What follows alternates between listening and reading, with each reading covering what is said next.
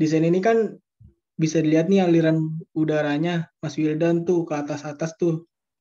Nah ini nggak cocok nih untuk buat semprotannya. Soalnya kan kalau untuk buat semprotan itu nggak boleh ada aliran udara di atas. Kenapa? Karena yang tadi Mbak Kia jelasin tuh kan tadi nyemprot. Nah itu nggak boleh langsung ada udara di situ karena kan akan mempengaruhi pembuatan prill tadi. Nah itu nggak bisa. Nah terus juga yang nomor selanjutnya, slide selanjutnya. Nah ini juga di slide lagi di model kedua, desain kedua malah lebih parah, dia kecepatannya melebihi 0,1 meter per second. Ini nggak bisa. Terus juga dia menciptakan pusaran yang luar biasa sehingga tuh pusaran yang di sini tuh itu menyebabkan adanya prill-prill yang keluar dari cerobong-cerobong ini gitu. Nah ya turbulensinya. Nah untuk slide selanjutnya lagi.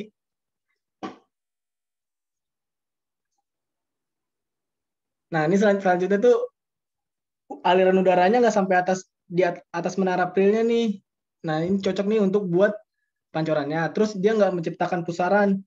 Dia alirannya kayak distribusi kecepatannya itu baik nih sehingga air udara lagi. Udara yang keluar itu nggak mengalami turbulensi yang sangat besar. Gitu Mas Wildan.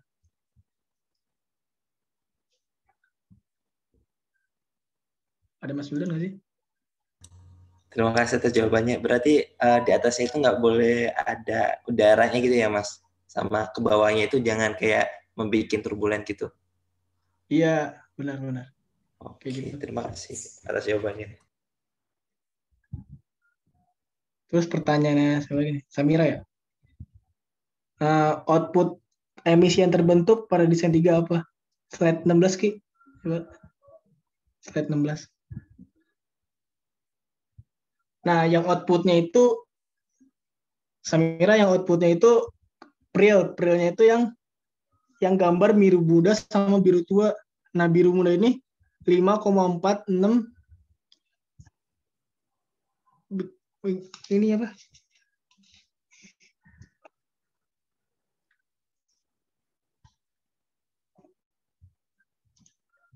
Coba Ki, lu aja yang ngomong di Zoom. Ini Samira, ini yang ditanya output emisinya kan ya? Iya, emisi. Nah, jadi emisi yang keluar dari prilling tower itu sebenarnya bubuk halus. Bubuk halusnya itu kayak debu gitu kan, dia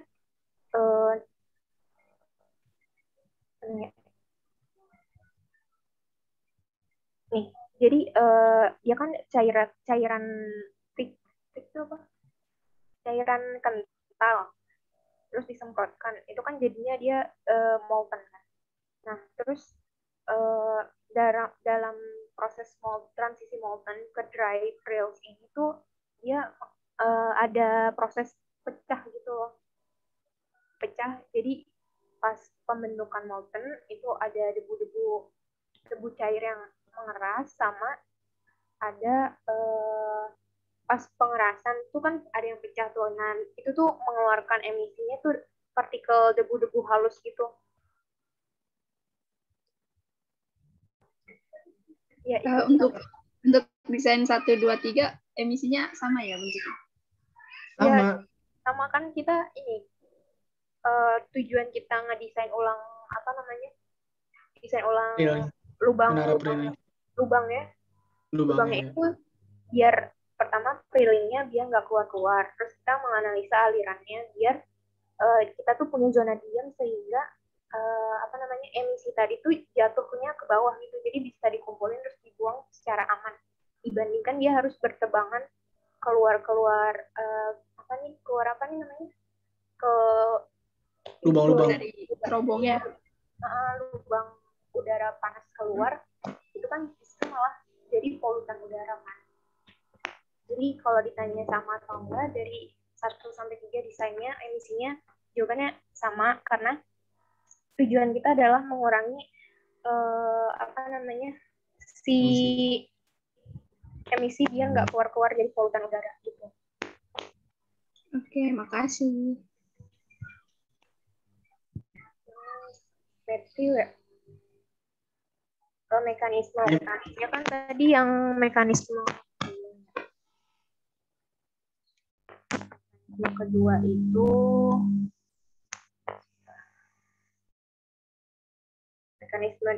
itu pembentukan zat cair kemudian tetesan pecah jadi tetesan ya.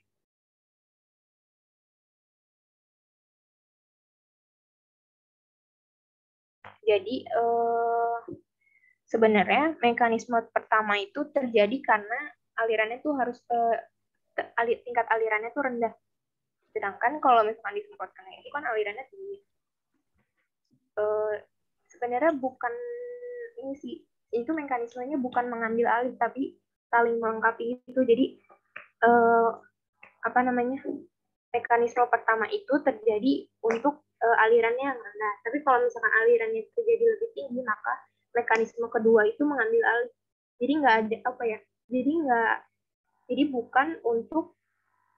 ada 3 mekanisme ini tuh bukan untuk mengungguli satu sama lain, tapi untuk melengkapi dan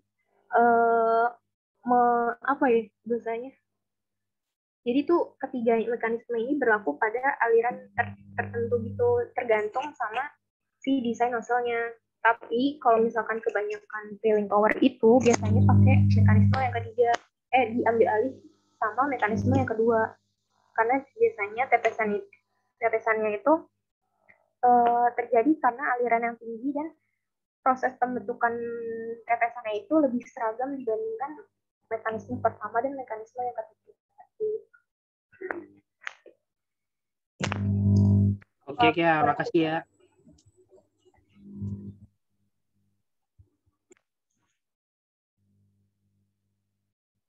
Pak, saya boleh muter video nggak, Pak? Biar teman-teman. Ya, bisa dilakukan untuk share video ya. Videonya.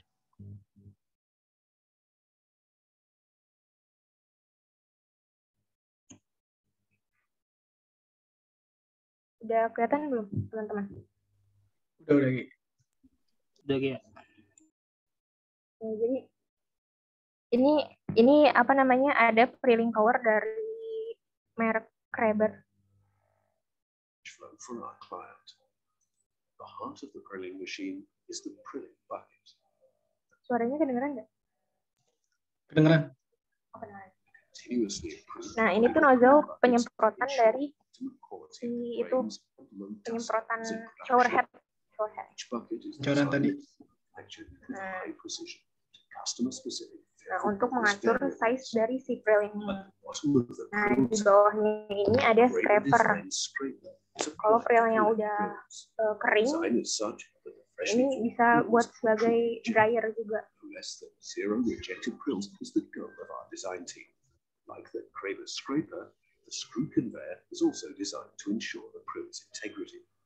It has an optimal helix design with minimal product degradation, overflow protection, and a high torque transmission. Around the lower circumference of the tower, the air inlet filters are located.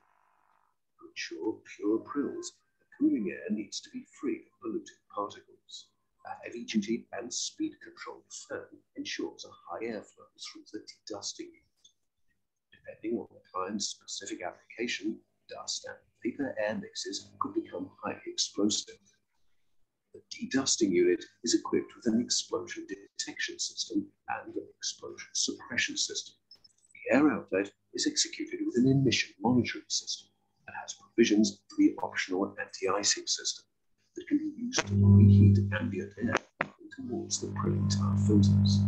The system works with regenerated waste heat from the outlet stack and helps to control the prilling temperature in the tower.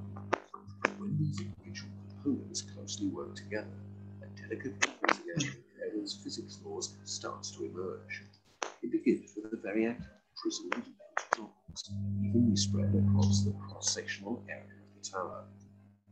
Nah, ini aliran udaranya tuh dari bawah ke atas, jadi dari dingin jadi panas karena ada transfer panas dari preels ke udara media pendingin. Both the surplus of air and the anti-icing air is meticulously filtered before being all used.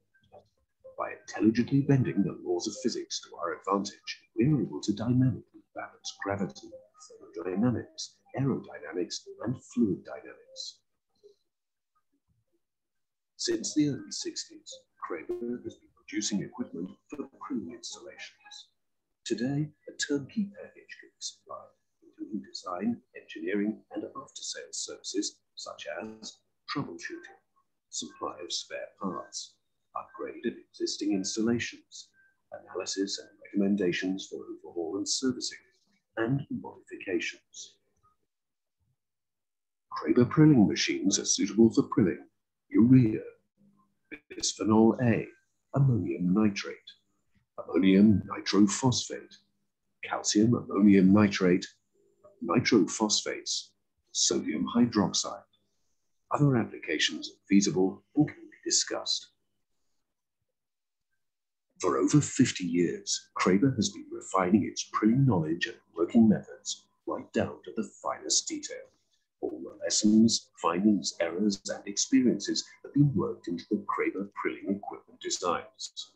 Our method is to manufacture machines that deliver the best performance and are the most suitable for your process. Only with these highly sophisticated components, which are matched to the most scrutinizing details, is the highest prill quality achieved against the lowest operational costs and emissions. Only Kramer is able to let you experience the thrill of a perfect prill. Gitu. Mungkin ada yang mau nanya lagi? Dua lagi?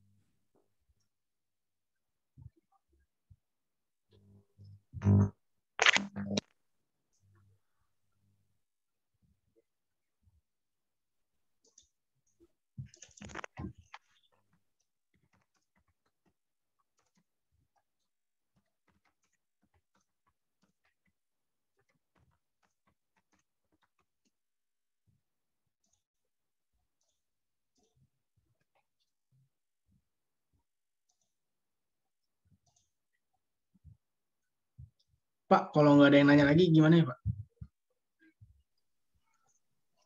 Udah berapa? 3 pertanyaan ya? Iya. Ya, kalau tidak ada pertanyaan ya sudah, berarti ditutup aja presentasinya.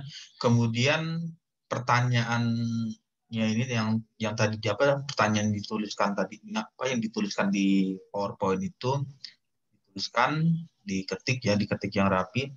Lalu nanti di bawah PPT-nya, di bawah PowerPoint dari pertanyaan itu dituliskan jawaban yang diberikan oleh kelompok yang presentasi. Jadi misalkan pertanyaan 1, kenapa konfigurasi ketiga yang dipilih? Ya tadi apa yang dijawab itu yang diketik di PowerPoint-nya di bagian pertanyaannya, di bagian nomor 1, terus nomor 2, terus kemudian nomor 3. Lalu nanti video rekaman presentasi dari kelompok itu nanti upload di Edmodo, untuk video recordnya ya, video rekaman.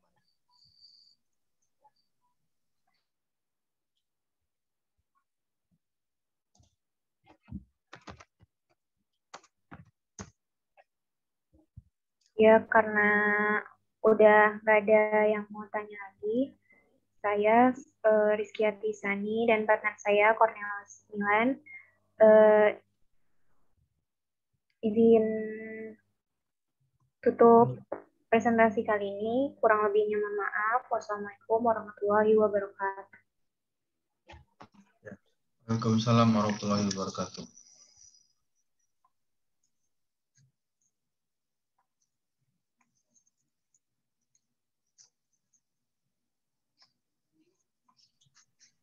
Pak, ini bisa di-pause, Ya, Pak. oke, Video baik. recordnya. Maaf, Pak.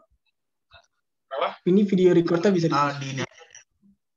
Di stop. Di situ kan ada menu apa? Pause atau menu kotak ya, stop untuk merekam video. Ya, jadi di layarnya sudah keluar ya untuk tampilan di layarnya. Udah, Pak. Ya, saya akan lanjut lagi dengan cerita yang tadi, dengan materi yang tadi. Ini adalah sederhananya seperti itu. Simulasi CFD itu yang perlu diketahui oleh user atau oleh orang yang akan melakukan simulasi. Dia harus mengetahui nilai properti dari fluida yang digunakan. Sebagai contoh, misalkan properti fluida yang digunakan dengan nilai density-nya itu 1000 kg per meter pangkat 3 meter kubik. Viskositas 8 kali 10 pangkat min 4, conductivity dengan nilai 0,677, specific heat atau CP dengan nilai 4216. Ini adalah data-data yang dipergunakan untuk membuat simulasi. Jadi ini adalah gambarnya seperti ini, melengkung, pipa melengkung. Kemudian di bagian sini ada saluran kedua, sebut saja saluran kedua, ini adalah saluran utama, ini adalah saluran kedua. Di simulasi ini apa yang ingin dilihat fenomenanya adalah proses pencampuran fluida yang memiliki temperatur berbeda. Yang sebelah kiri dengan temperatur masuknya 20 derajat Celcius, lalu yang di sisi sebelah saluran kedua dengan temperatur masuknya 40. Jadi ada perbedaan suhu 20 dengan 40. Nah, yang ingin dilihat itu bagaimana distribusi perpindahan panasnya atau distribusi pencampuran fluida yang memiliki temperatur yang berbeda. Material yang digunakan diasumsikan ini bisa ditentukan sendiri oleh usernya, apakah mau menggunakan material metal seperti aluminium atau menggunakan steel, menggunakan baja atau menggunakan iron, besi, keramik atau plastik atau PVC, pipa dan lain sebagainya. Itu bisa di-define atau di-generate oleh usernya, oleh pengguna yang melakukan simulasi. Selanjutnya di sini ada nilai I ya. Di sini ada nilai I. I ini adalah memberikan indikasi atau keterangan intensitas turbulen. Jadi diasumsikan pada saluran masuk di bagian sini nilai turbulensinya itu intensitasnya itu adalah 5%. Jadi di saluran masuk 5%. Lalu di saluran masuk yang kedua dengan nilai yang sama 5%.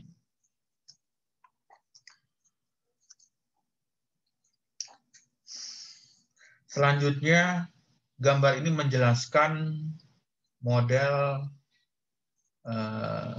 grid. Jadi pada saat membuat simulasi dalam bentuk apapun, maksudnya gambarnya dalam bentuk tampilan 2 dimensi, maupun gambar 3D, 3D itu 3 dimensi, jadi ada X, Y, dan Z.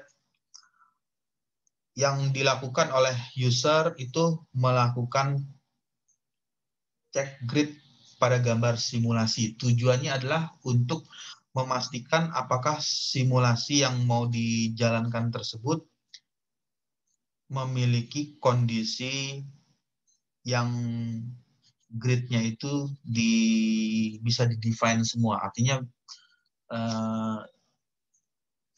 tampilannya seperti ini. Ini yang warna apa? Kotak-kotak kecil ya. Ada kotak-kotak kecil berbentuk persegi. Lalu di bagian lengkungan kotak-kotak tersebut menjadi lebih rapat dan di sini menjadi semakin rapat lagi. Ini adalah grid, namanya grid atau dengan nama yang lain meshing atau berupa kisi-kisi atau berbentuk jala, jaring-jaring. Yang dipastikan di sini adalah melihat nilainya tidak boleh bernilai negatif. Jadi bagaimana melihatnya? Indikasinya apa yang dilihat? Lihat saja volume statistiknya. Di sini ada volume ya, karena yang disimulasikan ini adalah gambar 3 dimensi X, Y, dan Z. Yang dilihat adalah volume statistiknya, volume statistik. Nilainya tidak ada atau tidak boleh bernilai negatif ya. Kalau dilihat di sini tertulis nilainya positif. Jadi 5 minimum volume M pangkat 3 meter pangkat 3 5,098261 dikali E. E itu kali 10 ya, 10 pangkat min 4. Berarti 5,098261 dikali 10 pangkat min 4.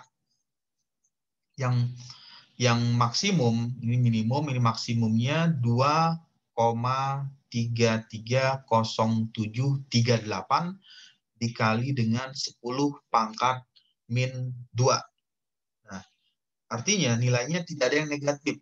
Nilai minimum volume minimum dengan volume maksimum tidak ada yang negatif. Hasilnya sudah benar, berarti untuk model grid check-nya, pengecekan grid-nya sudah benar karena tidak ada nilai negatif. Jika didapatkan nilainya, misalkan di sini tertulis negatif min 2,330738 kali 10 pangkat min 2 negatif, berarti ada permasalahan di grid tersebut. Jadi ada model atau dimensi yang tidak di mesh oleh grid ini. Jadi ada kesalahan, intinya ada kesalahan. Nah, ketika ada kesalahan maka user atau yang melakukan simulasi tersebut dia harus kembali lagi ke model gambar yang akan disimulasikan. Jadi dia melakukan cek ulang lagi, mundur lagi ke bagian step sebelumnya. Kalau tidak ada permasalahan, nilainya positif ya, ini nilainya positif, terus hasilnya tampilannya keluarnya seperti ini. Ini yang diambil contoh Software Fluent versi 6.3. Kalau yang sekarang ini versi terbaru ANSYS Fluent ya, ANSYS Fluent Workbench itu versi berapa sekarang? Versi 2020 ya, 2020B ya, 2020 versi terbaru. Tapi pada dasarnya itu semua software itu sama untuk nama software Fluent ya, karena hanya menambahkan fitur-fitur saja. Jadi kalau versi yang lama, versi 6.3 dengan versi yang saat ini, versi terbaru di saat ini, prinsip kerjanya sama, cara penghitungannya sama, yang membedakan adalah adanya fitur tambahan, adanya opsional baru. Nah, opsional baru itulah yang ditambahkan di versi yang terbaru ini. Langkah yang kedua adalah untuk simulasikan objek ini, yang dilakukan ialah memilih solver. Jadi model 3 dimensi yang tadi dibuat, model pipa tadi yang dibuat, ini mau dihitung atau diselesaikan dengan cara seperti apa? Yang pertama adalah dipilih solvernya pressure base,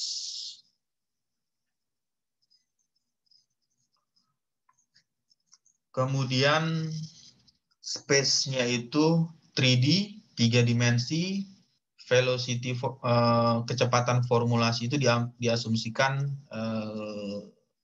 absolute, gradient option, Gauss, cell based, terus porous formulation, superficial velocity.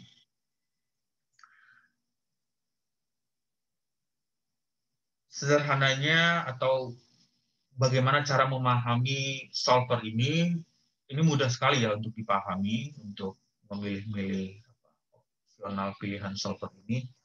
Yang pertama adalah misalkan memilih steady, time steady. Jadi simulasi tersebut diasumsikan dengan kondisi waktu yang steady. Jadi di bagian ini balik lagi ke sini. Nah, ini ada saluran masuk ya. Ada saluran masuk pertama, kemudian ini saluran masuk yang kedua. Tadi yang dipilih adalah steady, berarti kecepatan UX yang di saluran pertama ini nilainya 0,4 meter per second dengan asumsi titik atas, titik di bagian ini, di titik sini, di sini, di sini, di sini, di sini, di sini, dan di bawah, di titik paling bawah sini, diasumsikan nilainya adalah 0,4 meter per second dengan kecepatan uniform. Uniform itu artinya seragam. Nah, diasumsikan seragam. Kondisinya steady, jadi dia tidak mengalami perubahan. Jadi pada saat fluida tersebut mengalir di bagian saluran masuk, dia tidak mengalami perubahan. Jadi masuk 0,4 untuk waktu yang terus, yang waktu yang kontinu. Misalkan fluida ini kita ingin melihat simulasi fluida selama periode tertentu, katakanlah selama 1 menit, berarti 60 detik. Jadi diasumsikan selama 60 detik itu fluida tersebut mengalir dengan kecepatan 0,4 meter per detik. Jadi dalam waktu 60 detik tidak mengalami perubahan 0,4 meter. Lalu ada implicit, pressure base, itu nanti pemilihan fluidanya.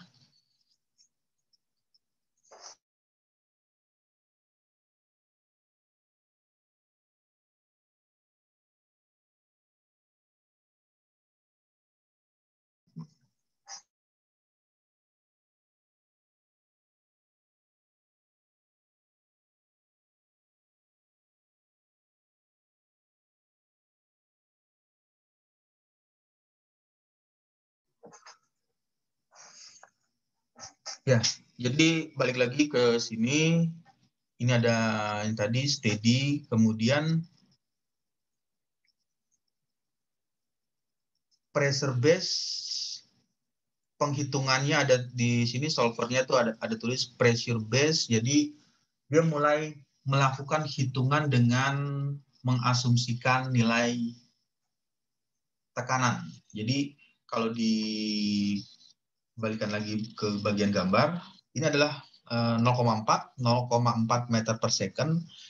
Itu nanti software CFD itu akan melakukan kalkulasi. Jadi dia melakukan kalkulasi hitungan. Dia menggunakan model matematika, nanti bisa di tag ya di menu help-nya Fluent. Pressure base itu model matematikanya seperti apa. Dia akan menghitung di sini, diasumsikan nilai tekanannya, katakanlah nilainya 100 PA, 100 Pascal. Nah, di titik ini ya asumsikan nilainya 100 PA. Lalu di titik berikutnya, titik selanjutnya, terus dia akan menghitung nilai tekanan sampai di bagian saluran keluar. Dia menggunakan hitungan menggunakan pressure base. Kalau misalnya kan memilih density, jadi dia menghitung berdasarkan nilai density-nya dari fluida yang mengalir.